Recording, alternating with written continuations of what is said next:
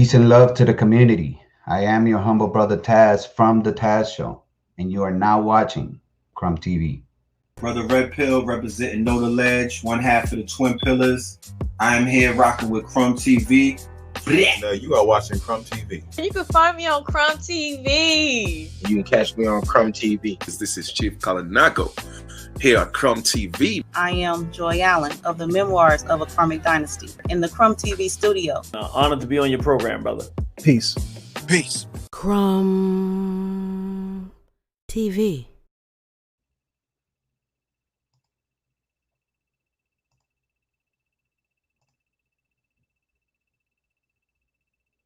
You're muted. Peace. Hotep. Grand Rising, whatever the greeting is in your respective language. I am your humble brother Crumb here for another installation of Crumb TV. This is Occult Moor Christmas Part 2. But before we get into it, family, I do want to pay some bills because the family do be sponsoring me. So I want to make sure that I acknowledge them because they keep the lights on. This video was brought to you by SherryBerryStudio.com, your one-stop art shop. The link is in the description. So peace and love, brother. How are you? Peace, brother Crumb. I'm doing well. Yourself? All is well. All is well. Thank you so much for asking. So, brother, you had a lot of steam the last time we went live and did Occult Moor Christmas Part 1. Before we get started, could you talk about that just a little bit, please?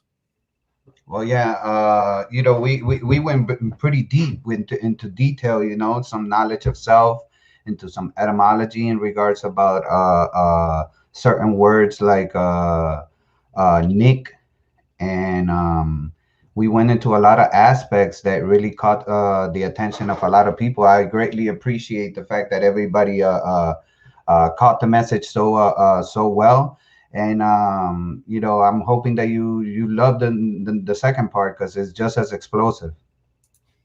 Absolutely.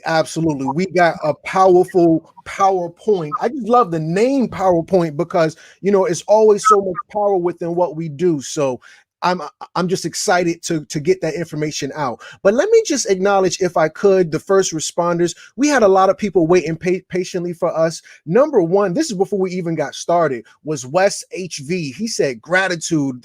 What a humble way to come into the room, brother. And this is even before the first responders touched down. Jermaine Johnson, he said, smash the like button, master students. And I want to co-sign that if you truly are following as a master student. If you're new to this, if you watch from the background, that's whatever. But if you're a master student, definitely smash that like button, please, and thank you. Wes HV says, yeah, smash that like button, family. Absolutely. I seek truth over emotions. Wow. When you get a person named I seek truth over emotions, you kind of already know what to expect. Says, peace, young king. I'm saying peace back. I see you. Don Hendricks says, dreaming of a white Christ mass. Okay, Don, I see you. I think I see where you're going with this. Peace and love. He says, let's get the truth. Last but not least, I think this is actually number one. Sheba Batista, she says, family. Well, actually, she says, peace and love, family. You got to read the signs and symbols for the conscious mind. Number two in the building was super amazing. Yay, peace, family. So ready for this knowledge. Hashtag paper and pen ready. We might have to start a new hashtag on that one, family. Patah Ankh Amun says, Rahu Bet. I see you, family. Rahu Bet. So those are our first responders in the building. Shout out to all of y'all. This is Occult Moor Christmas Part 2 with my brother from another mother, my man, 100 grand, Taz of the Taz Show. Brother, if you would, could we begin? Definitely, most definitely. So we left off in a very good spot, when we had learned and gained some knowledge in regards about what is certain aspects like ejaculation, and we broke down the word. We went into some esoteric science in regards about the Quran. We broke down a lot of things, so go back and watch the first part so you understand and pick right back up where we left off.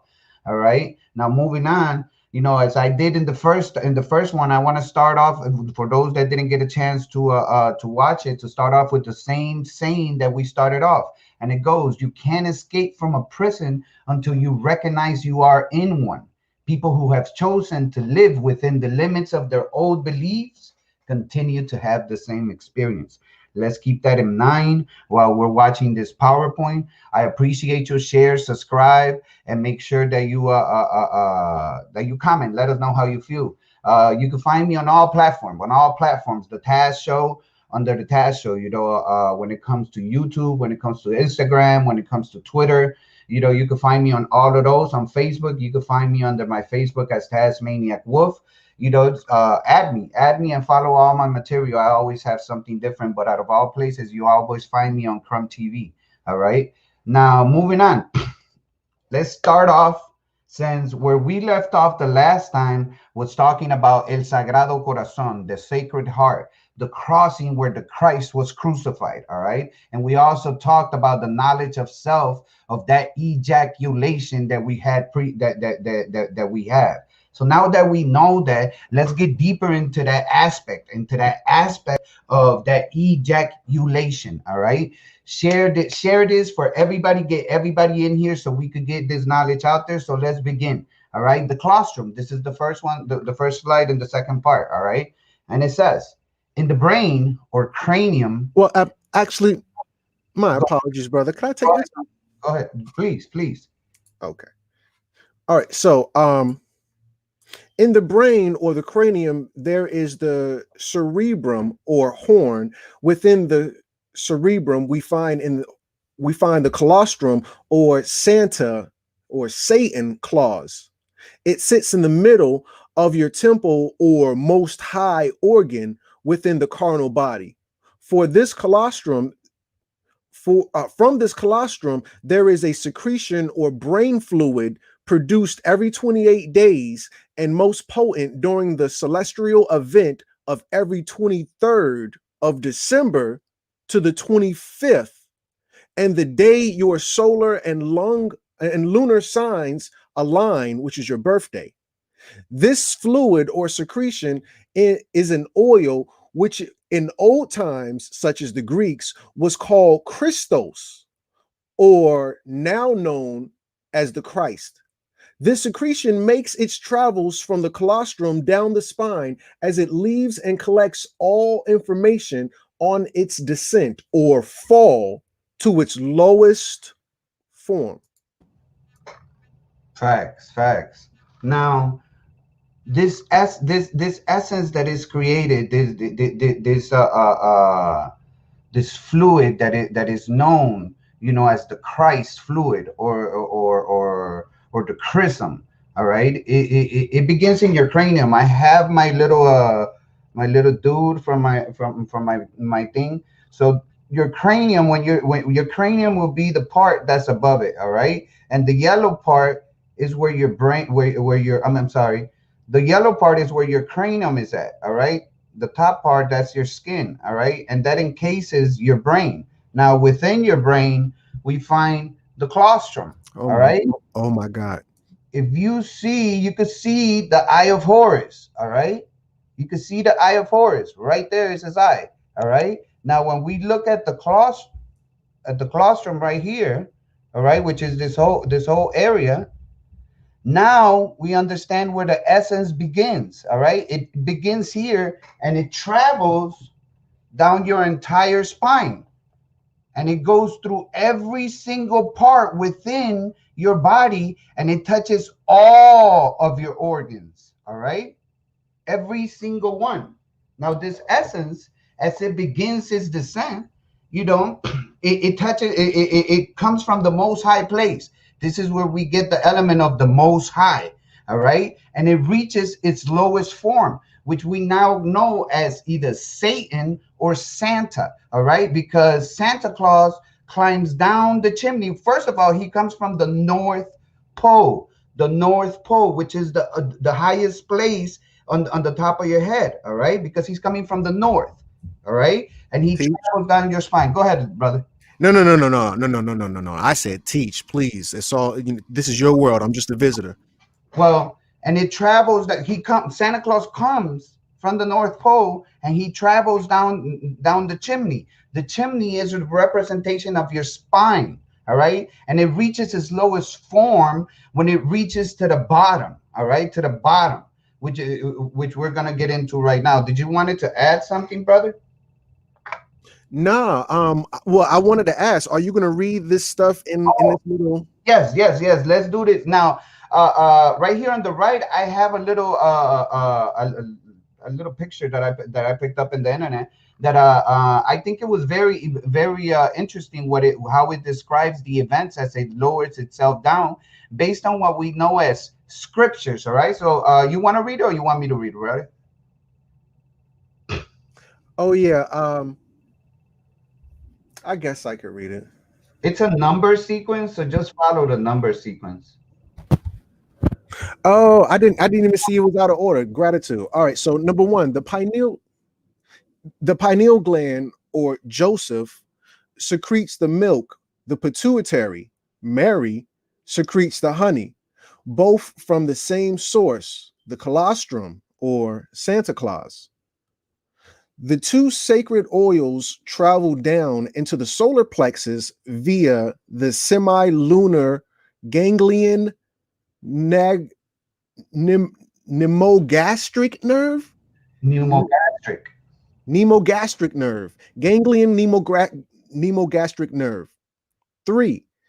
The psychophysical germ, which is the fruit of the tree of life, is born in the solar plexus, which is the manager. The Ida, which is the red, and Pingala, which is the blue, are two nerve fluids where at the crossing of the medulla oblongata, which is the crucifix, takes place where it results for 2.5 days. The sacred oil returns after the crucifixion. It enters the cerebellum, the Golgotha, the place of the skull. The fluid Christ refined 1000x fold. Let me just talk about the Golgotha real quick. Brother, go right ahead, brother. Could you Google Golgotha? Mm-hmm. Because I got some information for you on this, on how the Bible or religion or how we want to categorize that stuff in terms of anatomy. Calvary Hill. Calvary Hill. When we talking about the Golgotha, the skull, the King Dome, your head, that's Calvary Hill, family. Can you hit images for me? Golgotha. When you type up, you be like, Crum, I don't know what Golgotha is. That's a lot. But if you look at Calvary Hill, in which Christ was crucified, you're going to see a skull. Let me see if we can find another one. Scroll a little bit more under that.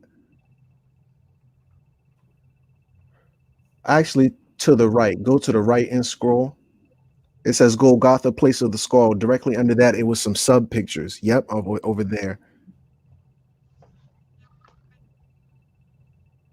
Yeah, I think these are just different angles. But yeah, Golgotha, for those who may not be aware, is Calvary Hill. If you look at Calvary Hill, it was the highest point. It was the highest point that you can see from Jerusalem. They crucified him on Calvary Hill, otherwise known as Golgotha, to where everybody in the city of Jerusalem could see him or see those people who were crucified. Can I add something? Please and thank you. Since you added Calvary Hill, and we're talking about Golgotha, which is where God was crucified. All right. When you talk about Calvary Hill, you're talking about the clavicle.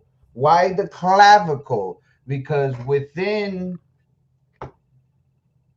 you your heart is sitting right at the middle. All right, right at the middle. Right at the middle of what?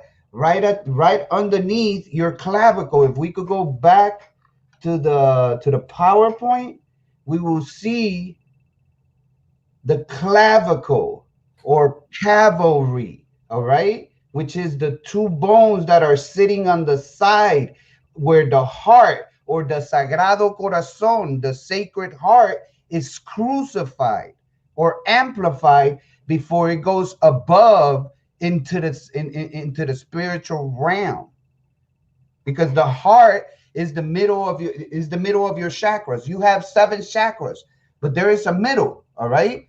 There is a middle to them, and it's your heart. You have 3 spiritual chakras, all right? And your 3 lower chakras, your 3 lower self chakras. Your 3 spiritual chakras are your throat chakra, your third eye, and your crown chakra. Your bottom ones, all right, is not your heart. Your heart is the center, all right? That's the center. Is your solar plexus, your sexual organs, and your root chakra that's at the bottom, all right? And so solar plexus, navel, and root. Those correct. are physical chakras. Right, correct. You know, so once you realize that the heart gets crucified at that place, and in the sacroplex, like we're gonna see in the next couple of slides, we'll see that that's where it's reborn after it sits there for 2.5 days and it resuscitates on the third. But let's keep going. You want to read, brother? Sure do. So it finds this lowest form at the bottom of its journey in the sacrum, sacral plexus, or sacred place. This sacrum is composed of the bottom 5 vertebrae of the spine fused as one, and below is, I'm sorry, excuse me, let me try it again. This sacrum is composed of the bottom 5 vertebrae of the spine fused as one, and below is the coccyx. This secretion that has made its way down your spine and rested in the sacrum place, or the sacred place, excuse me, which is Bethlehem, where the seed or Christ is reborn. This is the allegorical story of Santa Claus and how he comes from the top of the chimney or your spine to bring gifts. Gifts. Gifts. Okay, well, what's going on? Facts. So now this essence, when it comes down, first let's understand, let's get some more knowledge of self.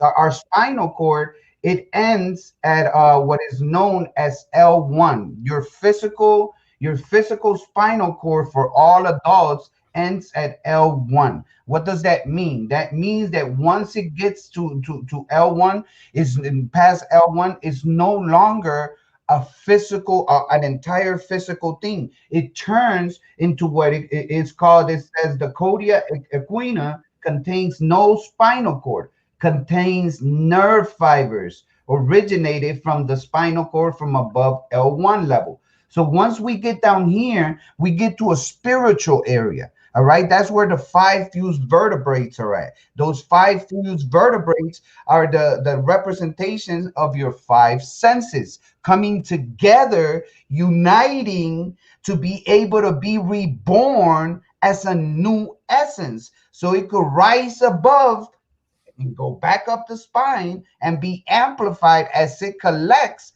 all the knowledge that it has gathered from all its chakras as it's going up.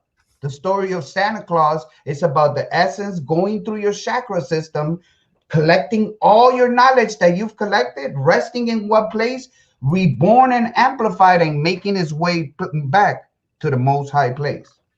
All right, so let's continue. Now, let's talk about this anointing, the anointing that happens once it reaches the most high place. Brother, if you can for us, please. He travels down the spine to reach the sacrum or sacred place, where it shall rest for 2 days, and on the 3rd day it shall rise back up to heaven, known as the land of milk and honey, or electric pineal gland and magnetic pituitary secretions. In this land of milk and honey, your 144 hertz of knowledge will be collected, anointed, and amplified 1,000 times. You will be liquidated. You will be liquidated, liquid data of karmic debt, death, and due, and will no longer have to return to this frequency realm we are enslaved into. So this debt that we are into goes even further, than just the carnal debt that we acquired through the legal system. All right, we have these contracts that since they are emitting an essence, I mean a frequency. Go back to the other video and see, the part where we were talking about the frequencies and the sine wave signatures that we are presenting. All right, these emit a certain type of frequency. This is the knowledge that we are that we are acquiring instead of what we're supposed to be doing. Now this essence, all right, this essence travel as it's traveling down, it happens every 28 days. All right, it happens every 28 days, like we said in the first slide. Not only every 28 days, but it's most potent during the celestial events, because there's an alignment that happens between the 23rd and the 25th. So it's most potent during the celestial events of every 21st of December to the 25th, and the day your solar and lunar signs align, which is your birth. All right, every 28 days, this essence takes this journey. It is at its most potent form during your birth date and during the times of Christmas. All right, now go ahead, brother. Brother, when you talk about, well, actually, here, I don't want to tell anybody anything, but I just wanted to ask, when a brother references a sacred secretion every 28 days, just for all the women in the room, because the men might not be privy to the 28-day thing, but for the women in the room, I know they are mature women. Could anybody tell me, when they talk about a sacred secretion every 28 days, does that make you think of anything? If so, what? I mean, with that said, please continue, brother. Most definitely. And that's the reason why I made sure that I had what I had behind me, because that's what I've been studying all this time. What do I have behind me? I have the Mayan calendar, which is composed of 28 days, 13 months. And, it has helped me understand all of this knowledge that I'm trying to acquire, and as I grow, I add things and it's a puzzle. It's a big puzzle that we got to put together, and we all have pieces. And the more we unite, the more we'll put the puzzle together. But I'll wait and see it. Well, we had a couple of people that answered. Hunter said it is the menstrual cycle, the woman's menstrual cycle. Unique Missy Jazz said saying the same, and that's exactly what the calendar behind me is based off of. It's based on the natural act of life, what brings forth life, which is every 28 days a woman recharges her uterus to be able to hold life within her. She because she is a Lucy, she's a Lucifer. Go watch my Lucifer video. All right, but let's continue. All right, because it's telling you right here on the presentation that it's 144 hertz of knowledge. Why 144 hertz? I'm gonna read this thing real quick. I'm not gonna read the entire top part because it is pretty repetitive, but it states at the top, Book of Revelations is all about the 7 chakras. It mentions the number 7 55 times. 7 churches, 7 letters, 7 spirits, and it goes on for mentioning a whole bunch of other ones. And it says, etc. The number 144,000 in the Book of Revelations is also in regards to the 7 chakras. When taken literally, it represents the exact number of souls that will ascend to God in Kunda. And let me address that part. when they say that is because, from my understanding and my research, it is only going to be about that amount of time that are going to be able to ascend or transcend from this reality that we're perceiving right now, and actually gather enough knowledge that when the events happen, that I have a feeling is going to happen sometime in this 23rd and 25th, but that's a whole nother presentation, but there's going to be an ascension. There's going to be an explosion that they're going to tell us it was either a terrorist attack or that there's going to be some type of alien invasion. And this explosion is going to happen in the North Pole. All right. It's going to happen in the North Pole. And there's going to be an essence that is going to be expanded throughout the whole earth. When we inhale this essence, if you ain't at the part that you supposed to be alkalinically speaking in your body, you will not be transcending to anything. I don't care what you try. I'm not telling you I'm there, because I'm still trying myself. But the fact is that this is going to happen, whether we actually see it, like there's a smoke everywhere. I don't know. I don't have, this is just my perception of what's about to happen. And once that happens, we're going to be able to transcend, and only an amount of 144,000 of us are going to be able to hear the knock, but also open the door. Like, hey, what's up? Let me get in this mouth. I don't want to be in here no more. The rest of us are going to be like, can I get that vaccine, please? So let's getting back to this. It says, when taken literally, it represents the exact number of souls that will transcend to God. In Kundalini Yoga, they teach that each of the 7 chakras is frequency of light or energy that can easily get blocked by negative emotions, meaning fear. One of them mainly is fear. Thoughts during the course of the development. The symbol of the root chakra has 4 petals. The navel chakra has 6 petals, all right? The solar plexus has 10. The heart chakra has 12. And the throat chakra has 16, which equals to 48, all right? Now, the third eye chakra is represented by the number 96. Yet, it only has 2 petals. This is because it is 2 times as powerful as the 5 lower chakras, which add up to 48, because 48 times 2 is 96. So this chakra is the equivalent of double of your combined 5 senses aligned. All right? It's amplified. All right? Now, it says this is because it's 2 times as most powerful as the 5 lower chakras, which add up to 48. 2 times 48 equals 96. The crown chakra is said to be 1,000 times more powerful than the 6 chakras. So when you add up the lower 6 chakras, you get 4 plus 6 plus 10 plus 12 plus 16 plus 96. Which is equal to 144 for the lower 6 chakras, all of them combined. Then you times 144 times the 1,000 karmatic, than the 1,000, hence 144,000. Now, when you relieve yourself from karmic debt, this debt that we have is not only in what we owe, is not only on the contracts, the carnal contracts that we are getting into. This is way beyond it.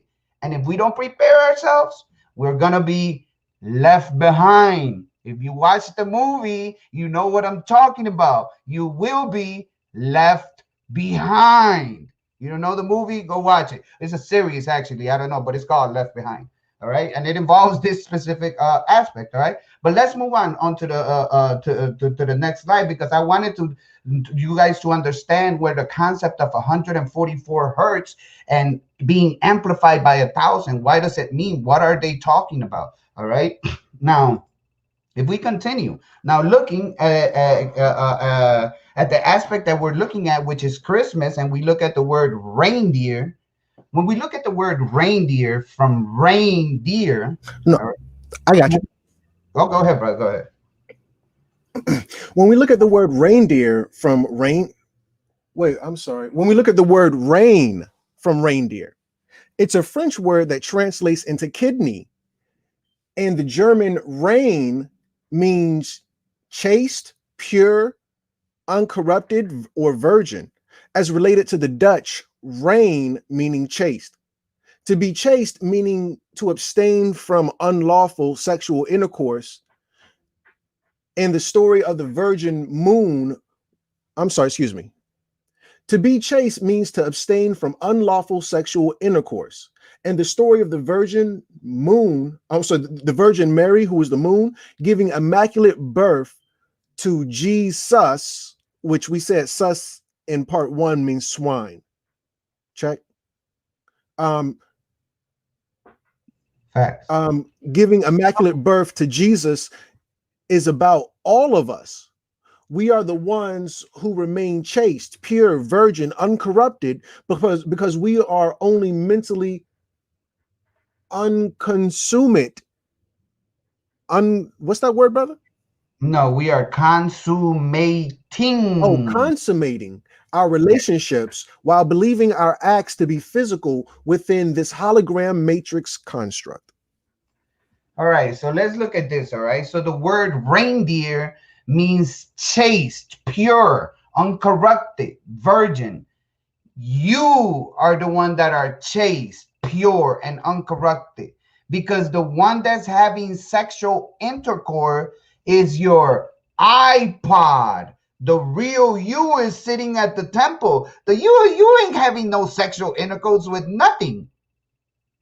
It is not having no intercourse with anything. Therefore, it is uncorrupted. It's virgin. It is you, the one that is immaculately all the time. Well, women, because they're the ones that give the child, but they are the ones that are immaculately giving life all this time with our help, of course, and we are. That's where it says we are consummating. Look, go back to the first part. Everything is a ting. It's a bell. Ding, ding, ding, ding, ding, ding, ding, ding, ding, ding, ding. Because every time a bell rings, they know that a contract has been signed. All right, signed through what? Through the relationship that we are having within each other. All right, because we're just vessels. This is just a vessel. It's not the real you. The real you sitting at the temple.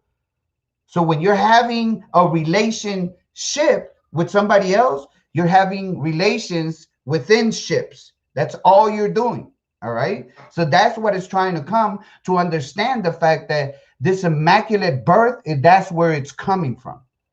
You wanted to add something, brother? No, please continue. Now let's continue with the thing at the. Did you read the etymology at the bottom of chaste? No, chaste, virtuous, pure, from unlawful sexual intercourse, as defined by the church, of course. From Old French, chaste, morally pure. From Latin, castus, clean, pure, morally pure. See, caste. Facts. Now, this, when we look at the word rain, we also see that the word translates the French word rain translates into kidney. All right, it translates into kidney, and we're about to see why. All right, so let's move on to the next slide. You want to go ahead, brother? We are separated by our cocoon, iPods, and only interact with each other through electrical signals that the brain interprets as being physical. In this way, we all remain virgins. And every single new birth is immaculately conceived through the gamete. What's that say? Gamete intrafallopian tube transfer process. Damn, Gina. Gametry intrafallopian tube transfer process, given as the Christmas gifts from every human who chooses to conceive to the ET gods who grow us in their Garden of Eden, or the Eden of Saturn. Facts. No.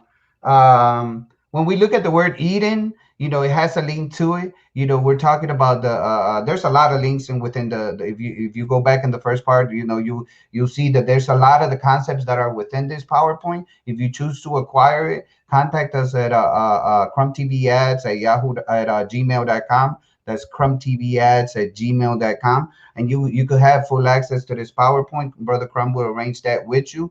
And once you acquire the PowerPoint, there is links. I'll show this one, but I'm not going to show all of them, just like I did in the previous one, just so you are aware that certain aspects of what I present have links so that you could have an idea of where it is that I got the idea from, the aspect from. All right. So the Garden of the Gods was called Eden. All right. Where all the gods were at. It says the concept of the garden. Ooh. Brother, my apologies. Could you make that a little bit bigger so us at home can see too? Gratitude. I'm blind. Let me see. There we go. Now it says the concept of the Garden of the Gods, or a divine. All right, a divine. There's the word vine again. Go watch the first part. Let me just harp on why you even point out vine. Vine being a grapevine, because grapes make wine, and Dionysus was the god of wine, and that's why he's connected to Jesus, because in the Bible, Jesus' very first miracle, go look it up, Jesus was all about the turn up. His very first miracle was turning water to wine, and this is in honor of the god who inspired this, which is Dionysus, the god of wine, the drink of the vine, giving us the word divine. Please continue, brother. Facts. All right. God's aura divine paradise may have originated in summer. The concept of this home of the immortals was later handed down to the Babylonians, who conquered summer. All right. And it'll go into detail about the paradise, and it'll show you the etymology of where this Eden, or the Garden of Eden, supposedly came from. I'm not telling you that the land actually exists. I'm just giving you what's out there. Yes, brother. I think it's actually pronounced Sumer, because these were the Sumerians. Yeah, facts. And you're going to see inside the word Sumerian, the word Aryan, because there's going to be a lot of those people as well, a little bit north of that area. Nonetheless, please continue. Facts. Now I have a little video, just in case people are thinking that that this whole aspect of creating life without the need of consummating being a possibility. This is an actual interview that was given to a dude that worked deep into the United States government. And let's just listen what he has to say, just he gives a lot of insight. The full video will be available if you get the PowerPoint, because it's within the right. Absolutely. If you go to Disney World, for instance, down there in the Haunted Mansion, you see the hologram, right? Oh, you know how to make a hologram. Well, our scientists have learned how to make people. They call them synthetics. Are you familiar with those? Well, actually, we just interviewed John Lear, and he was talking about being in an audience in which they were given a lecture by a guy that they thought was real, and found out later he was a hologram. It's a synthetic. The synthetics, when you touch their skin, it feels like plastic almost. That's the latest technique. The old techniques. If you guys can rent a video, the boys from Brazil, rent it, because in it gives you the exact way how our government's been making people. Really? Yeah. Well, and the Soviets have a different method. Making people, meaning temporary people? No, walking, talking ones. Meaning through genetics? You're not talking about that? Well, let me tell you. The movie shows it, but I'll share it with you right now. All right. All I need to do is take 2 cells off of your body, yours. Uh-huh.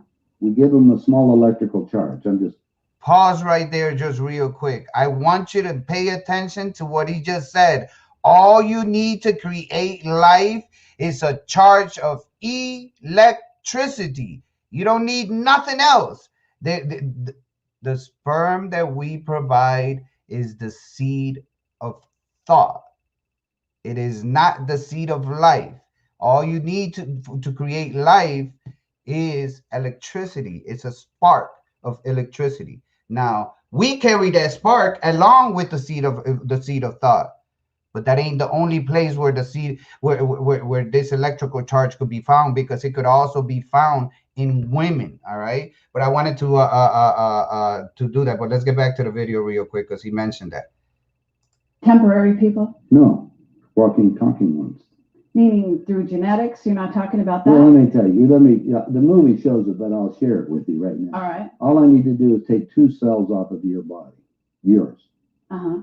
We give them a small electrical charge. I'm just don't act like a fertilized egg. If I got a fertilized egg, all I need is a receiver in order to make it. So they were hypnotizing women, said they were being invaded by aliens.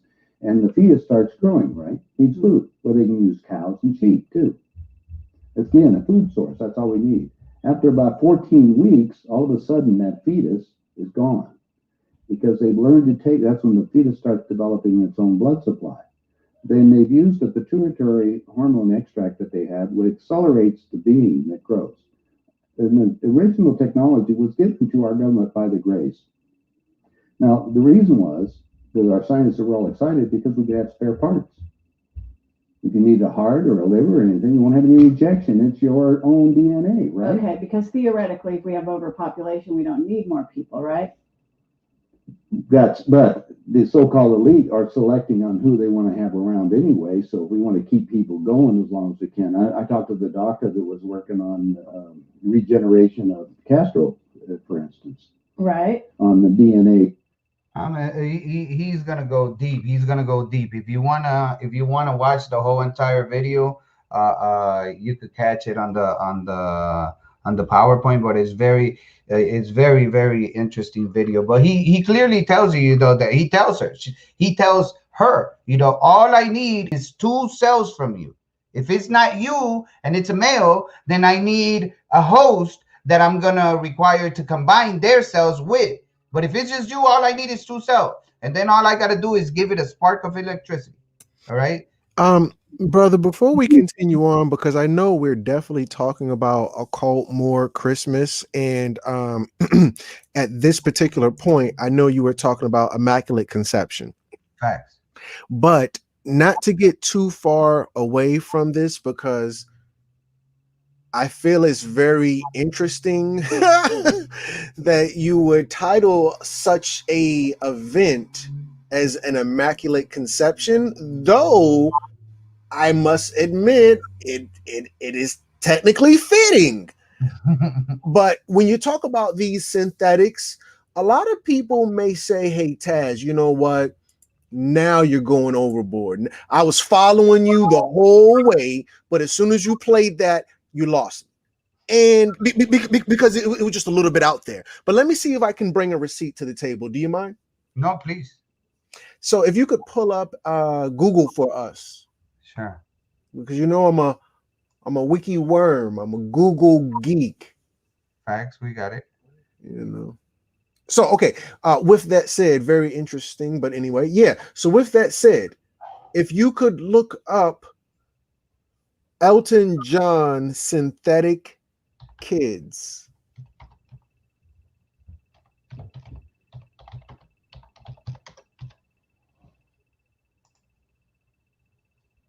Okay, hold on. Yeah, this is good right here. This is good.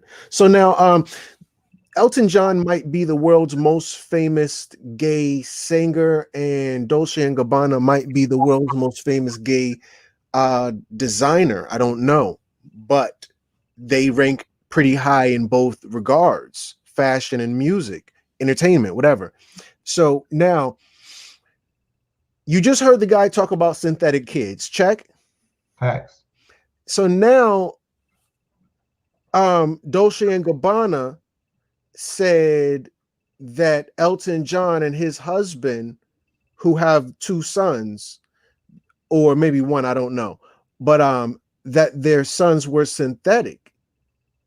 And Elton John said, how dare you call my son synthetic? Could you hit images real quick? Yeah, that's them. Yeah, the third one. Yep, right there. No, oh, that was number 4. Back one. Yep, that's it. Yeah, those children. Oh, Crumb, when Taz talk about this stuff, he lost me. These immaculate conceptions, family. These synthetics, you lost me. No, family, don't get lost. Don't get lost. Because these synthetics are definitely out there. It's definitely a thing. But nonetheless, now that I've kind of put that out there in the forefront, the spat between Dolce and Gabbana and Elton John and his husband over these synthetics is something that goes beyond these science fiction tinfoil hat interviews that go down in hotel rooms. I just want to make sure that everybody's on par, that, hey, you know what, this is official. We can continue with the PowerPoint. Thank you for your patience. All right, facts. I appreciate you for showing that, because it kind of adds like a nail to the coffin. But let's continue. You want to go ahead, brother? The Ren in children is the Latin word for kidneys, name of a precious stone. We also find the word kid within the word kidneys. And the Swedish ren, that means clean, clear, or pure, which obviously connects in the language web with the German rein and Dutch rein, which are, of course, pure, virgin, clean, chaste, as we said earlier. The kidneys obviously also help our biological cleanse everything, which makes it clean, clear, and pure. Facts. So now we see it again that, if you haven't seen my adrenochrome video on Crumb TV, go watch it. It goes even deeper into the whole children aspect, all right? But when we look at the word children, the ren within it is telling you that it's a Latin word for kidneys. And a child, when you look at a child, you think of something that's clean and pure and not right, not tainted, right. And when you look at the word ren, it means, and it defines itself not only as a precious stone, but it also means clean, clear, pure, which like it says, it connects the languages together within the word ren and child. All right, and this immaculate conception. All right, and we look at the word children, like at the bottom left hand corner, and we see why that word is connected together. The same thing with the word kidney. All right, because what do your kidneys do? They cleanse your body. Where I wouldn't, your kidneys are in your back. All right, they're behind you. If I guess. Just so you guys could be clear of where they're exactly at. And I just dropped everything. But your kidneys are right there. These 2 spots right here. All right? The 2 spots. All right? So now those are what's responsible in your body to cleanse all liquids and all aspects of not only liquids, but also your blood and everything else. It keeps it clean. It keeps it pure. All right. It keeps it clear, just like a child is pure and untainted until, it becomes an older person and it interacts with sexual intercourse, but moving on. So now, if we look further into the word reign, and we look into the word reign, reincarnation, all right, you want to read the bottom, brother? Absolutely. This is why there is also reincarnation or reincarnation, because a carnation is a flower, and we produce the virgin flower. More sexual innuendo. To make the bread who are reincarnated, which are virgin, clean, pure, all over again. Facts. Now, when you're talking about reincarnation, all right, we know that the word rain comes from clean, all right, from pure. And carnation, it's a flower, all right? But when we're talking about flower, we're not only talking about a regular flower, because there's also different aspects of what it could mean when you do, as far as more sexual innuendo. A woman's virginity, when it's taken, she is considered to have been deflowered, all right, because her cleanliness, her chaste. When you back in the day, you used to have a chastity belt that used to keep you from having sexual intercourse. They used to put this in women. It's a mechanical object that they used to put in women. It's called a chastity belt, because he used to chase them from the sexual act, to keep them pure, to keep any man from deflowering them, from taking the flower, the cleanliness, that child aspect from within her. All right. So that's where it comes to reincarnation. Go ahead, brother. Brother, could you share screen one more time and look up the word perennial, since we're talking about these flowers and reincarnation? Perennial flower, or? Yeah, perennial flower works fine. Okay. So here we have perennial plant. A perennial plant, or simply perennial, is a plant that lives more than 2 years. The term is often used to differentiate a plant from a shorter-lived annuals and biennials. The term is also widely used to distinguish plants with little or no woody growth from trees and shrubs, which are also technically perennials. So now, when we're dealing with perennials, what we're saying is that every single year, perennials die, and every single year, perennials are born again.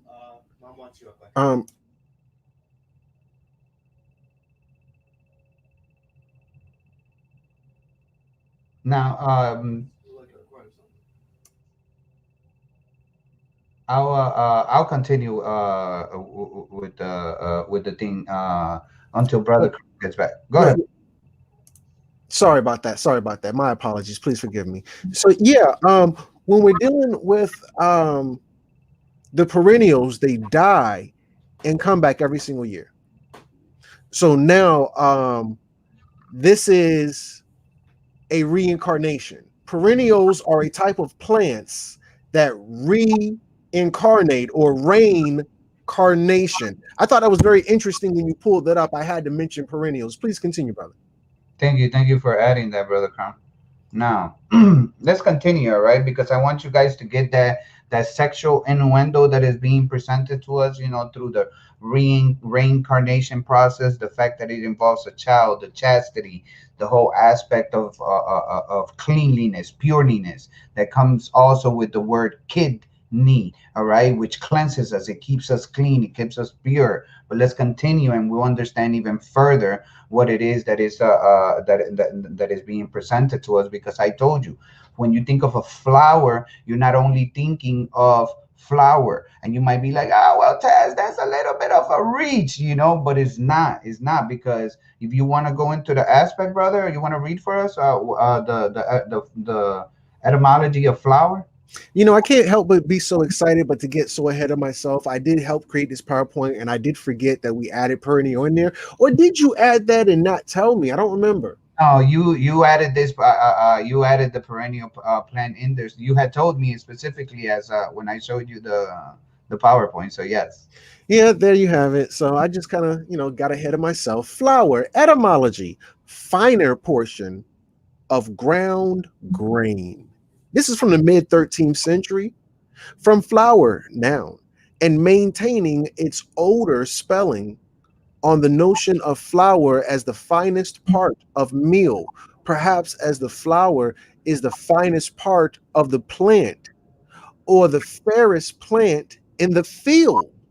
Compare French fleur de farine, is distinguished from the coarser part of the meal. This is the second noun.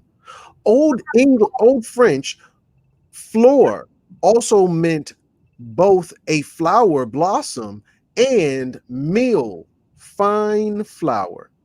The English word also was spelled flour until flour became the accepted form in the century 1830 or the 1830s. And that was only to end confusion. Flour or knave, millers, helpers is from the century 1300, the 1300th century.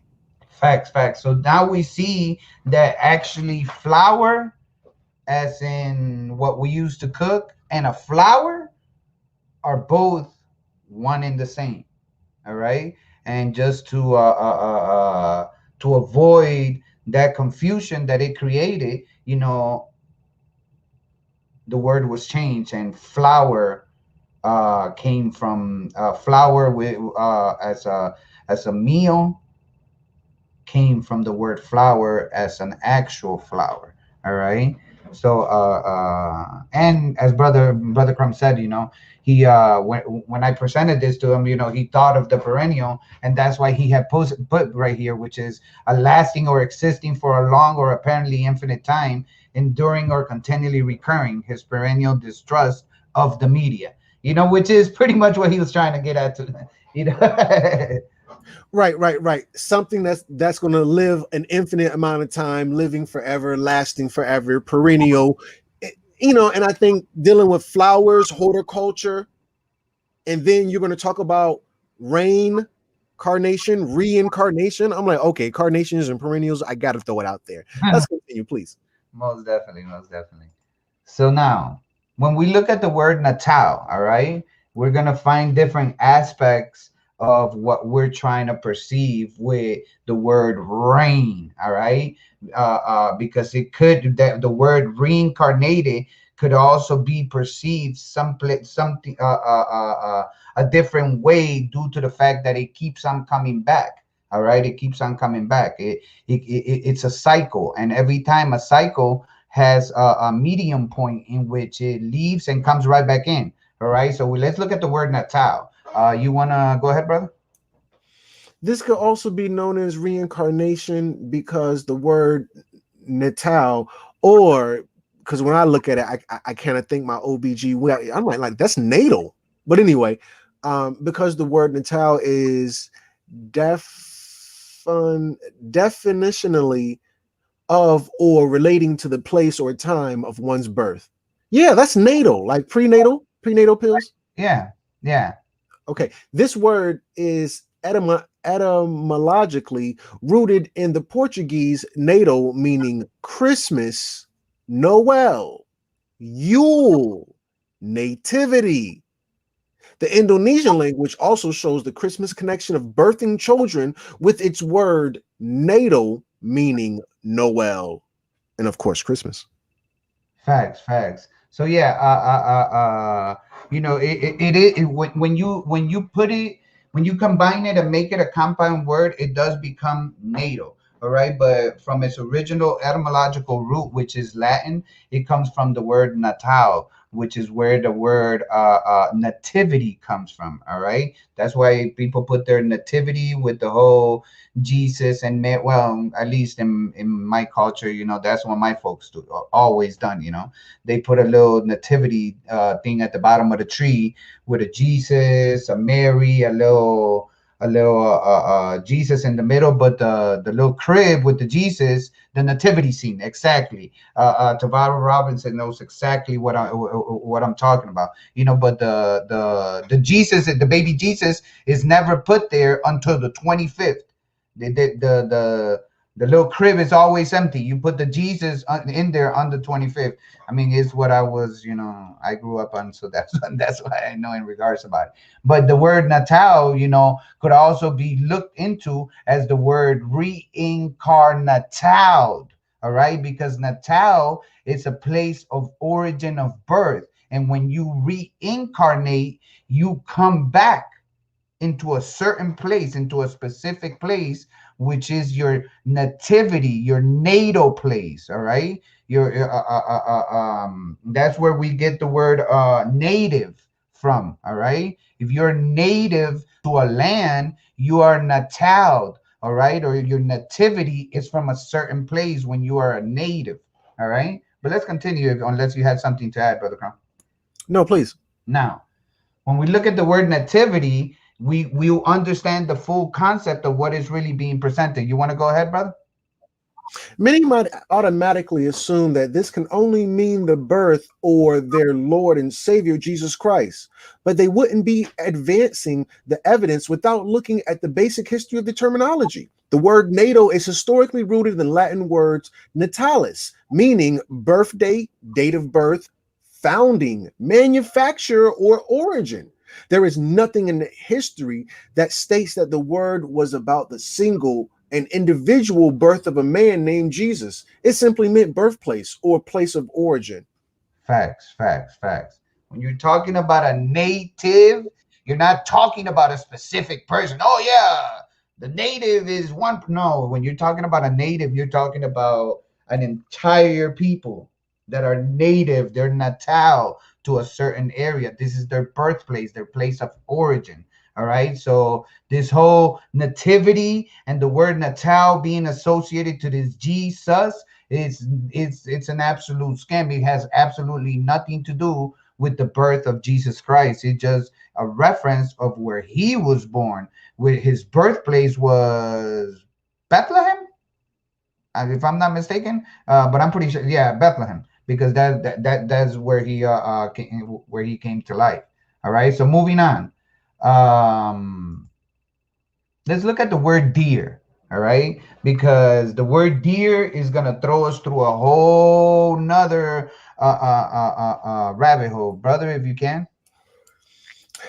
The deer in reindeer is cognate with the word doe, which is the phonetic doe made from flower. Oh wow. Carnation, reincarnation, that makes the bread.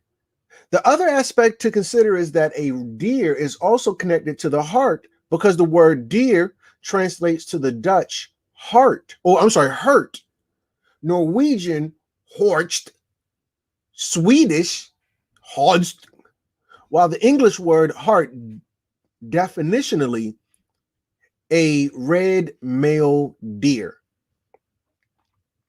Wow. Facts, facts, facts. Now, that is that is one of the oh, sorry, my bad. One of the aspect I was looking for one of the words. I'll make sure that I'll have it highlighted. But there is a link to an etymology in here in which it gives you the receipts behind the whole aspect of what it's saying. All right, but the word deer, like it says, is cognate with the word dough, as in the dough that's making the flour. All right, of the word, because like it's telling you, it's connected to the heart, and it in different aspects of different languages, that word also translates into something like heart, hurt, jort, and what I'm pretty sure I'm slaughtering the pronunciations, but you get the point of where I'm getting to, and I'm gonna show even more in regards about this, because if we look at the pictures at the bottom, all right, a full grown deer is called a buck, all right, but when it's still in its previous stage before it becomes a deer, it's a doe, all right, it's a doe. That's why it's phonetically the dough of the flour. All right. Who's carrying the flour? Santa Claus. All right. Now, before it's a dough, it's a fawn. All right. It's a fawn. And when they're all together, it's a herd. All right. And now there's a brewing company. There's a brewing company that's very famous in the United States that's called the Red Heart Brewing Company. And their main emblem consists of a reindeer. All right. The reason why they put them in red and it's called the Red Heart is because let's not forget that in Dutch, hurt and jort, it translates into deer. And that's the reason for why the association that is being presented within this specific slide when it comes to doe, hart, and deer. All right. You want to add something before I move on, brother?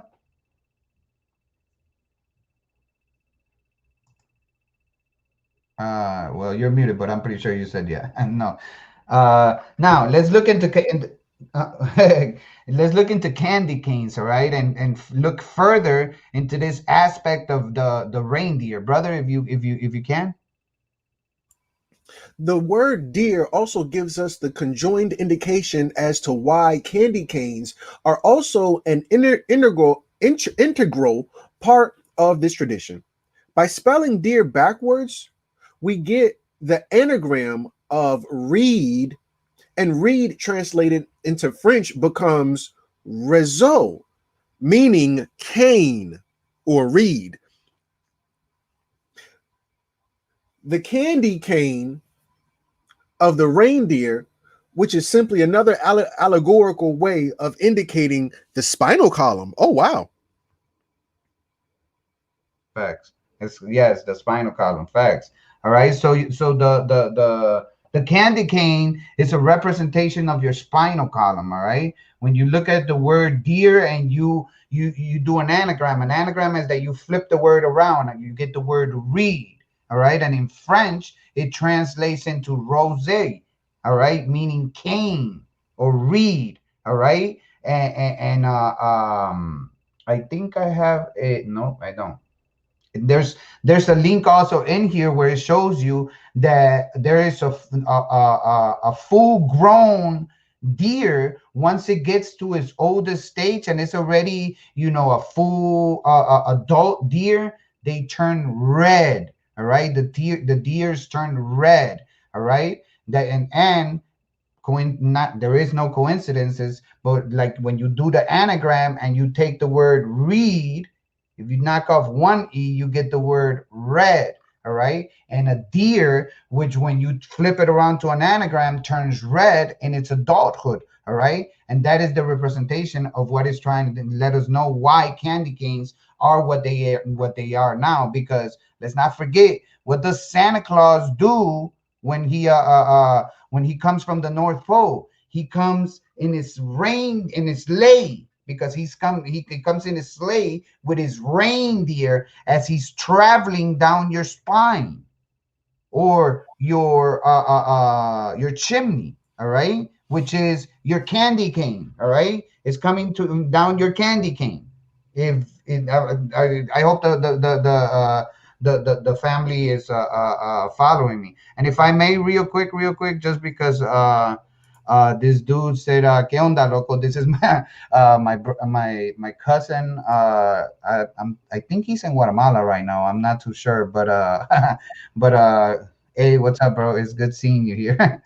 But I just wanted to shout him out real quick. But I hope everybody follows me as far as why the candy canes, why we have the candy canes, why they are red, why it is this aspect that represents our spinal column. But it's all innuendo, it's all allegory, all right? That's all it's presenting us, all right? So let's move forward. You wanted to add something before I go, brother? No, sir. All right. So like we said here, the word reed translates in French into rosé, all right, or rosé, all right. Now, when we look at the word rosé, if you could, Brother Crumb.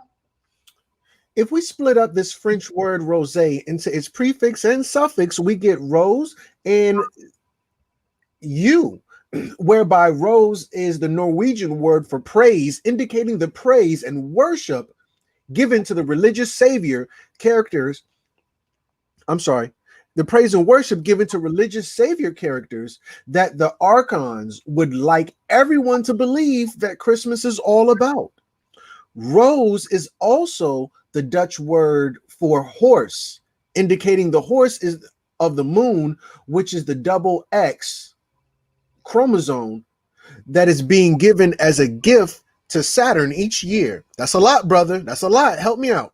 All right. So now that we know that the word deer, all right, or reed after its anagram turns into roseo, we find out that roseo, it could be broken down into two words, all right, ros and eu, all right, where ros is a Norwegian word for praise. When you pray, when you praise something, all right, what are we praising? We are not praising what we believe or what we are under the impression that we are, all right. This is more allegory to a religious savior, all right. But we also get the word well, the word ros turns into praise.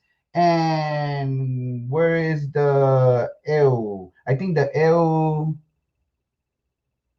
is on the next slide, so I'm not even getting. I'm not gonna get into that either. But the word ros is also a Dutch word which indicates a horse, and from many aspects in many religions, we always know of this savior that arrives on a horse, or Jesus came in a mule. Did he come in a mule, or what was it that he came on, Brother Graham? I believe it was a mule. Yeah. He came in on a mule, but when he come back, he's going to be on I think a white horse of fire or something. Right, a white horse, full of fire or whatever. Right, but when he comes back, he's coming back in a horse. All right, so it's like we said, there is no coincidence. So we find the word roseo, that when you separate it, it turns into praise. And it also turns into the horse. All right, and the savior, which we praise, is to come in a horse. He's a cavalry. All right, he's coming to save us. The cavalry is coming. All right. Okay. Now, when we look at the bottom, praise, it says the expression of approval or honor, or honor, and it says ros. All right, praise, ros, and this is the Norwegian dictionary. All right. So I see it. Okay. All right, and this is not just a thing. There is this goes to Cambridge Dictionary. This is not Taz University making shit up as it goes. No, praise is Ross. All right, there is the receipt within the PowerPoint, so make sure that you guys see that I'm not just making stuff up as I go just because it sounds cute. All right. But it goes to Cambridge Dictionary, which is a very, very good source for those that went to indoctrination university. I mean, to their university. But let's continue if we can. Now let's talk about this horse savior, because now that we know that the word roseo, separates into horse and praise, and we praise a savior that we expect to come on a horse. Let's look at this horse savior. What is it telling us about this horse savior, if you can, brother? By conjoining the Dutch and Norwegian translations, we are also being told to praise the horse, because the horse is the savior, moon, meaning egg, coming to rescue you for your next rebirth. Digging a little further, one can also find the Swedish Ross translates into English as rose, linking the pagan aspect that the sun rose again on the 25th of December after being dead for the previous 3 days of December, the 22nd to the 24th. This is also celebrated and praised because of the great importance that the sun has on all life forms on Earth. Facts. So this is where we get this aspect of the December 25th birthday of the sun. The sun that's coming, the son of God that's coming back to save us in a horse. He's gonna come back with chariots of made of gold and full of fire. And it's the aspect of what this Ross, which is also has its etymology right here on the right hand side, which is a Wiktionary link. It also has its own links, and that's where we get the aspect of a horse savior. All right, so now moving on, let's look even further. All right, because let's look at the rose. When we're talking about roseo, we're talking about a rose. So let's look even further into the word rose. Can you, brother? Not only that, the Latin Ross translates a dew and translates as dew And when we look at the word do in English, it retranslates into the Croatian rose, or Czech rosa, or French rosé, or Serbian rosa, or Spanish rocio. Facts. Now, we're getting into something now that that we're looking at this aspect of do. All right, and we're gonna dig deep into that. All right, because this is what's due to these archons that are portraying themselves as the saviors. All right, what is that? I can't hear you, brother. I'm sorry. This is organic coconut water. Ah, okay. Yeah. Please continue. Sorry. Now, when we look at the word rose, you know, it translates into dew. All right, and on the right hand side, we have some of the process that the word rose went through. All right, and when we look at it in the Croatian language, is rosa. Rosa in Spanish is a flower. All right, in Czech it's also rosa. In French is rosé. In Serbia, rosa, and in Spanish, rocio. All right. Now, if we look onto to the left hand side, it says rocio is a Spanish female name of Andalusian origin. Andalusian. I'm not sure how to pronounce that. Literally meaning dew, whose original Latin name meaning rosios means she who is refreshing and youthful like dew. All right, and we have the representation of what dew is with the little bubbles all over the place. All right, we're gonna go deep into that word, so keep that in mind. Dew. All right, let's keep moving forward. Now let's look, since we're looking at the word rose, let's look at the compass rose. All right, the compass rose that dictates where this savior is gonna be born. All right, because there's a star that's being followed. All right, so can we read this slide, brother? The 32 directional degrees of the rose cross or compass rose is the calendrical year have been rotated through on December 25th, and a new rotation has come about. Facts. Now we know that every year the sun has to recharge itself. It heads itself to its source. This is where the concave Earth theory comes into play, where the sun takes a travel to the middle of the Earth, and it goes within the Earth, and it recharges itself, and it stays there for 2.5 days, and on the third day it ascends back a certain amount of degrees closer, which gives us the impression of winter and summer. All right, because when it's winter, the sun moves further away from us. When it's summertime, it gets closer to us. All right, now this compass rose is what the three wise men followed, because it was the star in the east, if I'm not mistaken, that the three wise men followed, or the three kings, which is a representation of Orion's belt. All right, because Orion's belt is composed of those 4 stars. All right, like it's represented right here on the right hand side. And when we're talking about that, we're talking about the Southern Cross. What's the Southern Cross? That's the constellation, the Southern Cross, where the sun stays still for 2.5 days every December 22nd, 23rd, and 24th. And on the 25th, it rises back up a certain degree of latitude, or I can't recall exactly what it is, but it's a certain amount of degrees that it moves in the opposite direction that it was before. If we were in winter, now it's moving to summer. Go ahead, brother. It moves 1 degree above the horizon. There you go. 1 degree above the horizon, right? And that's where we get the compass rose from, which is the eastern star that we all follow. Moving on. Now, let's look at this crossing. All right, the crossing that happens on the sky. All right, and pay attention to while Brother Crumb is reading at the picture at the bottom, which is the ancient pictograph of the Hebrew letter Tav, all right, which is a cross. All right, so brother, if you can. The moon has taken the dominant throne position of the northern hemisphere while the sun is seated in the south.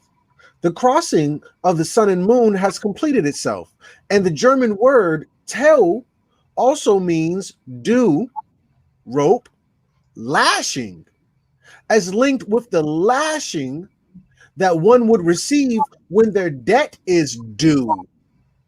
Also shown in the language connections, and is further connected to the Hebrew Tau or Tav, 22nd letter of the Hebrew alphabet, which means, of course, cross. Cross. Fact. Now, this now that when we're talking about what's due, all right, what's due, all right, there is a certain aspect that comes from what we were looking at before, from this compass rose, all right, the rose that is due, or rocio, or rosa, that's going to come in the horse savior, in the horse, all right, that is coming to save you, and that we praise all the time. Now, with that said, we find out that like it says right here, the crossing of the sun, as is shown here, where it happens in the Southern Cross, all right, the crossing of the sun and the moon has completed itself. And the German word Tau also means dew, rope, or lashing, like the picture underneath it. And is linked with the lashing that one would receive when their debt is past due. All right, what due?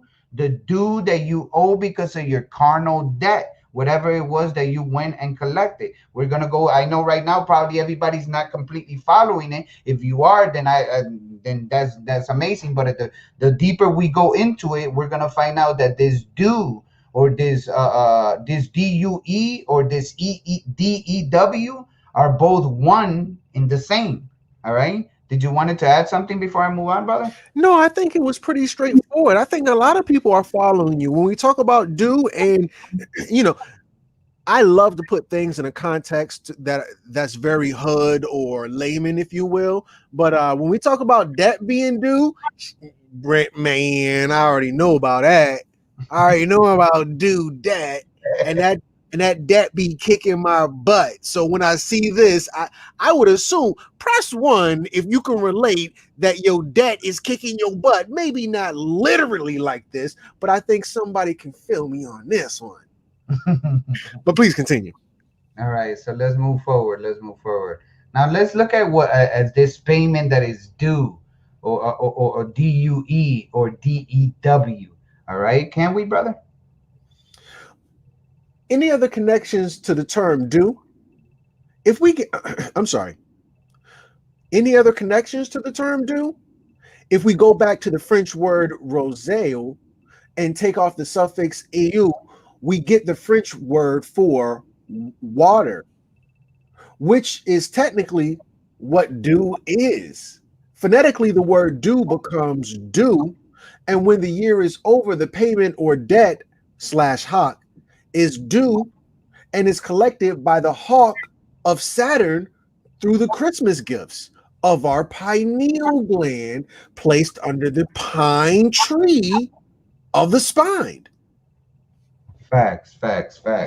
Now we get the second part of, we learn what Ross was telling us. Ross was what? Ross was a horse, all right? It translated into praise, horse, all right? From the word roseu. But what about the eau that we left behind? Now that eau, is a term for water when you look into the French word. When you look at the suffix of eau within the French language, all right, which it's technically dew, because the dew, it's water, all right, is the essence that you find early in the morning in plants, all right. Now on the right hand side, it says from the phrase in hoc circa, from Dutch hock, all right. It says compare also to Middle Eastern hunk, to sell, peddle, sell at an auction, hock, all right? So that's the hawk debt, at this place where you went and got indebted into, all right? And that's where you have to go make your payment that is either due or past due, all right? Now, when we look at the word due at the bottom right-hand corner, it says it's water vapor deposited from the atmosphere by condensation, specifically during the night.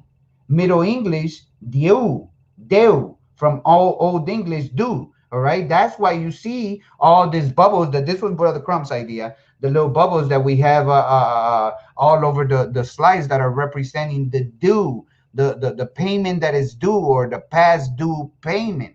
All right, from the hawk, from the from the hawk Saturn god. All right, there is no coincidences, but we also have various trips that we have done to Saturn, all right, in which every time we send a rocket out there, its name has something to do with a hawk, all right? It's a hawk that's flying to Saturn, all right? It's this hawk debt that we are continually having. That's why we continue sending things over there. But I'm going to continue if you don't have nothing else to add, something to add, brother. No, please. Now, let's look at this Rosicrucian, all right, and see what it has to do with what is past due. All right, brother, if you can. This is also the reason why banks will send statements for an account being due or past due, indicating that the payment needs to be received before the next full moon. Due was seen by the Rosicrucians as an elixir of life and key to the Philosopher's Stone. And due was paid, what was said by them to be the collector of moonlight. Of moonlight, facts. Now, when we look at the word Rosicrucians, we see the word Ros, I, Cruci, all right? Cruci is a Latin for crux, all right? Something is being crucified. The eye is being crucified. What eye? Your iPod, all right? And we know what the word Ros relates to when it comes to the Latin due, all right? Now, this is the debt that you are being crucified to all year long, and that is due every 28 days, or as the philosophers said, the collectors of moonlight, all right, because your payment is due on the next full moon, all right? That's where this Rosicrucians come in from, and how they associate with this debt that we collect throughout all these holidays, specifically on Christmas. And if you remember, and if you go back and watch the first part, I go into the Santa Claus, the legal Santa Claus, the actual clause, the law that is presented, where these people that we are in debt into, they cannot pursue a collection of debt from you during these times of Christmas. They rather you get into more debt. So there's a law that was actually created, and it's called the Santa Claus, that protects you during the holiday season. Protect, quotations, all right? But if you don't have something else to add, brother, I'm moving on. Now, this month, all right, or this month, let's look into the etymology and what the word signifies, all right, brother, if you can. Month, 1/12 part of the year, one of the 12 parts which the calendar year is arbitrarily divided. Dutch, Maand, German, Monat, Old Norse, Manor, Gothic, Minop, which is related to Minin, moon. Originally, the month was the interval between one new moon and the next. The word month is derived from the word moon, which is based on the 13 lunar calendar of 28 days, totaling 364 days, with one day typically set aside for reflection. This is why everything in the Uniform Commercial Code of Phoenician Commerce Law is to this day based upon the monthly or monthly cycle payments and interest. Facts. Now, I don't know which one's the word. Ooh, I went too far. I don't know which one is the word that I have linked. I'll look for the word, but there is a link where it shows you that all major companies today, all right, all major companies today are based, especially Kodak. Kodak does this to this day. They utilize a 13-month calendar when it comes to the payment of their employees. Go ahead, brother. I also want to say, if you go and reference Ethiopia, they use a 13th month calendar as well. Facts. So this is not something that was just the reason why they use it is because it gives them more accuracy to how much money they're supposed to really be paying. Because if they use the Gregorian calendar, then they're giving up more money that they should. So they use the actual perpetual harmonial 13-month lunar calendar, which is based on 28 days. Every 28 days, time recycles itself. Everything recycles itself. Time is not linear; it's circular. And a circle, if you twist it, it turns into an 8, which means it's eternal. All right, it's eternal. And when you look at a sine wave is going up and down, and there's a line in between it that it could go above it or below it. That's what time is doing, all right? And it's repeating itself over and over and over again, just like the sun. If you look at the process of what the sun does, the sun makes an 8 shape in the sky. You just got to follow it throughout the process of a certain amount of time. But anyways, moving on. That is the whole aspect of what month is, and why even to this day companies utilize the 13-month calendar to have a more accurate pay method towards their employees. All right, now let's look at this past due. What's past due, brother, if you can? Therefore, when one is late on their payment, they are said to be past due. Hence, past due. The morning or morning due. This is also linked to the commonly used phrase of giving the devil his due. Alchemists have almost always stated that the best time to collect due was during the waxing or growing phase of the moon. What does the morning dew mean? Should I continue with that one, or what do you say? Please, brother. What does the morning dew mean? Number one, meteorology, moisture conditioned upon the surfaces of cool bodies, especially at night, wet with morning dew. 2, something resembling dew in purity, freshness, or power to refresh, the golden dew of sleep. This is William Shakespeare. 3, moisture, especially when appearing in minute droplets, such as dew. And over here on the far right, now that was Merriam-Webster definition from 1 through 3. This is Kodak. Kodak says it was called the International Fixed Calendar and was proposed by a guy named Moses somebody in 1902. The system divided each year into 13 months of 28 days each, with 1 or 2 days each year not belonging to any month. The extra month was named Sol and appeared between June and July. And this article was written in 2012 in June 11. Kodak used a calendar that had 13 months. All right, so Facts. And let me apologize ahead of time because I see a mistake that I made. That specific bottom part was supposed to be in this bottom right-hand corner part that talks about the Kodak part. It's supposed to be right here. I was looking for the link, and that's why I was clicking everywhere, because I knew I had mentioned something in regards about Kodak, but the link is right here in the Kodak, where it tells you how Kodak does his payments for his employees, along with other companies, well-known companies that exist today. All right.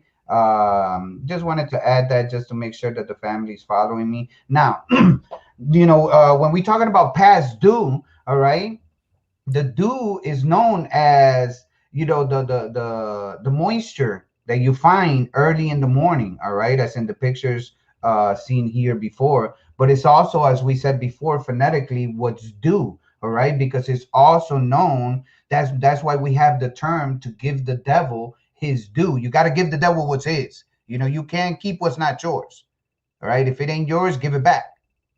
All right. So that's one of the aspects of past due and the dew of the morning. But we're gonna go even deeper, because we're gonna literally beat this dew thing to the ground. But and there's another morning dew Atlantis. There's another link. I wasn't. I didn't remember putting that one in there, but I'm sure I put it in there for something, because, like I said, there's receipts all over the place. Now, moving forward, let's look at this cat o' nine tails. All right, when we talking about past due and what is due to the devil, if we can, brother. When based on the commercial law of the sea, this is why merchants would collect what is due to them, with the full payment of their loans expected to be paid back to them with interest no later than the full moon or rotation of a monthly cycle period. If this payment was not received, they would find the debtor, which was dead, or to punish them with what is known as the cat o' nine tails, the cat of nine tails whip. It's a whip called the cat of nine tails. How is this found in the language? Right from the word dew again. What does morning dew mean? 1, meteorology. Should we go through these again? Because I think we already did. Yeah, I think this ones were in another one. I think I actually repeated. Yeah, this is this part right here all over. And so I'm not perfect. I make mistakes as well, but it does have something to do. It's just repetitive, my mistake on that. But when we look at the cat of nine tails, all right, it is what what was used when what was due was not paid for. This is where we get from the where are we at right here, the crossing, all right, or the lashing that you received. What did they use when you did not make your payment and you didn't give what was past due? They whipped you. What did they whip you with? They whipped you with the cat o' nine tails, which was what was used by the debt collectors, to collect the debt or the death of you through the process of whipping you with the cat o' nine tails. And it has 9 little things. 1, 2, 3, 4, 5, 6. Yeah, it has 9. I counted. Yeah, it has 9. Just making sure. But that is where the aspect of the cat o' nine tails come from. Once you do not pay what is due, all right. Now, when you didn't pay what was due, there was a term that was used. There was something that happened to you. So let's look at fucked, all right. And we're being scholastic. We are being adults. I added this here because it is something that is etymologically into what we're speaking of. I'm not being funny. I'm not being a clown or anything. So, brother, if we can, let's talk about fucked. The English dew translates into the Swedish dag, meaning dew, and cat o' nine tails, which is a leather whip that was used on ships against someone who committed a crime or error against the captain or crew of a ship. This punishment and whipping were done on the main deck of the ship, with everyone on board watching the spectacle. If someone did not pay their debt to the Phoenician merchants, they were said to be upped, which is why the Swedish term for damp or moisture, obviously synonyms for dew. Facts. So what was due was not paid for. All right. So because your debt or was not paid for, now you literally became fucked. All right, and the FUKT was a relation. It was in relation to damp. All right, and we're gonna see why damp, because this Phoenician merchants, that's what they used, you know, to whip you with. And the term that you're not paying your debt, okay, you're fucked, you know. And it wasn't a term to say. Now we see it as, damn, you know, I am fucked. But back then, it actually meant that you were about to receive a punishment. That is the reason why we utilize the word today, but we just utilize it in a way that is more of not a curse word, but what is it that you say, brother? We don't curse, but we it's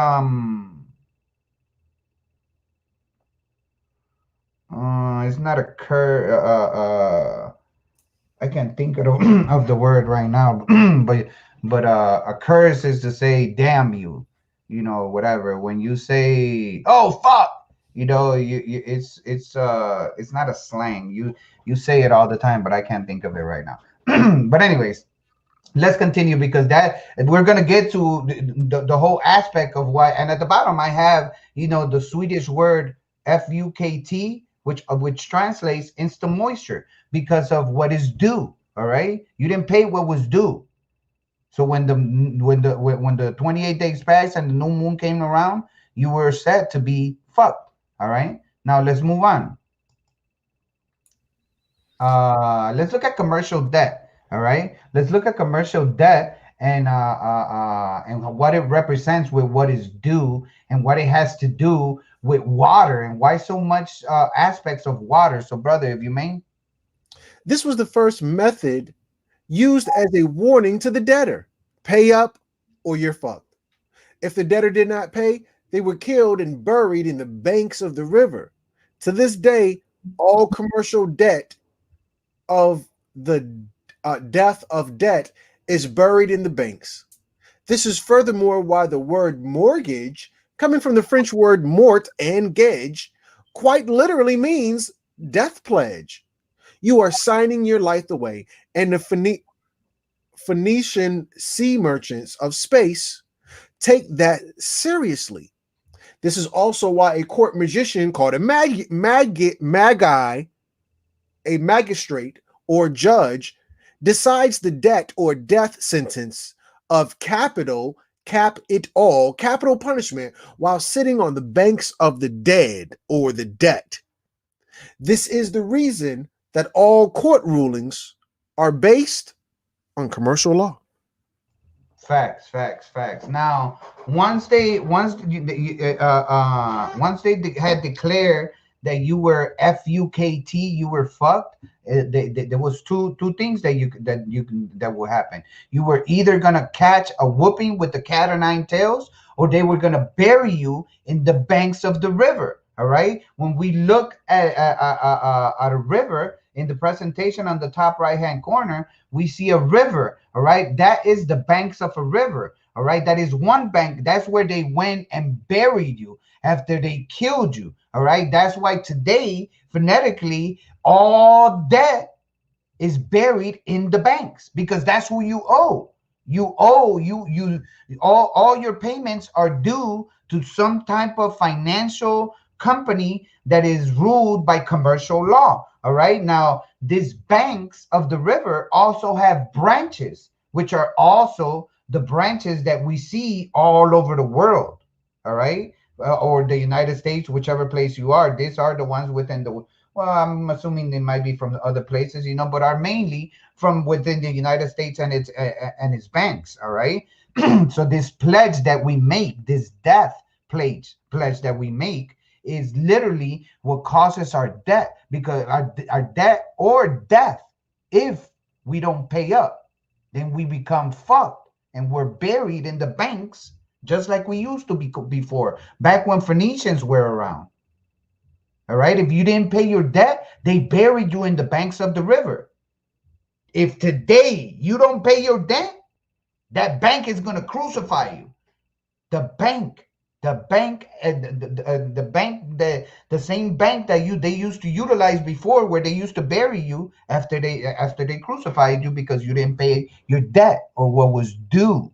All right, but let's move forward.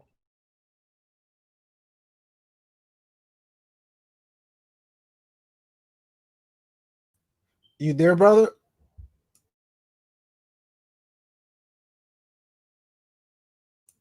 Brother, you there?